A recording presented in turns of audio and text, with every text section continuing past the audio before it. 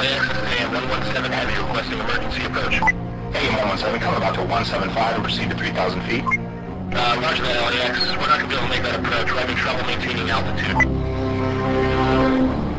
Shaping up to be a rough commute out there today. Watch for an accident on the 101 near Sherman Way. And we're just getting word that the 405 southbound has been shut down completely. Looks like some sort of police activity. It's got it cleared for a 2-mile stretch from the 118 all the way up to Victory. As soon as we get more information, we'll let you know. But in the meantime, we'll get you through with another 40 minutes of your favorite hits on KCTV.